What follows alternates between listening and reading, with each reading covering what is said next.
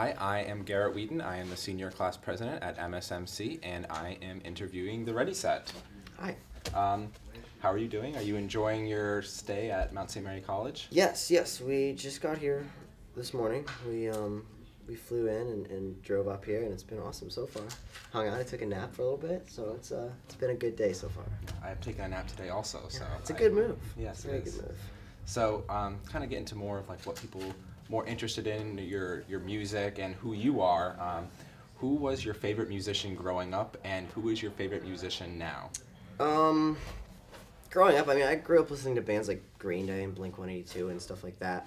But I think my biggest influence, probably musically, out of anything was there's a band called Copeland that I was really into when I grew up. They were never like a massive band or anything like that, but it was just one of those things that like every song stuck with me like crazy, and it kind of made me want to start singing. So that band, and right now, honestly, it's still my favorite band, but I listen to everything. I try to keep my ears super open and just take everything in, because I feel like you kind of can get the most inspiration from the most, like, I guess, far away things from what you do. So I try to just like take in every single style of music and listen to everything. Yeah, it's definitely a good philosophy. Yeah, definitely. If you listen to too much the same thing, you start to kind of like be really like one track minded about it. So yeah, definitely. Well, you mentioned before that you're traveling a lot. I know you traveled here, and then you're going to Utah to do a couple of shows, and you're actually coming back to New York. Yeah. To Oneonta. What is your favorite place to tour, Ben? Last year we got to do a week in Southeast Asia in the Philippines, which was amazing. People were like just incredible there, and the shows were great. So that was really cool.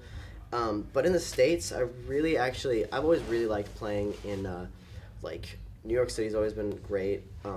Actually, New Jersey has always been like one of the most like incredible states for us to play in. I'm not really sure why it ended up that way. I guess the first few times we ever toured, we always went through there.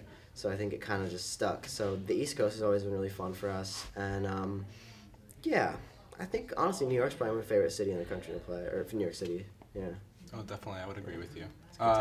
So you actually have a song called "The Best Song Ever." Yeah. How did that song come to be, and why is it in fact the best song ever? Well, it's not the best song ever. It's actually kind of about another song, referring to the other song as the best song ever. But it actually kind of started as a joke. I was working on it with a friend of mine who's a producer, and there's always kind of like this pressure to write the most like perfect thing you can and make like a hit song that everyone's gonna love, and sometimes that can kind of wear on you, and it kind of just kills the creative process, and you end up with something that's like worse than you could possibly imagine. So we were just kind of like, you know what, this song's gonna be the best possible song, it's gonna be the best song ever, and that's it.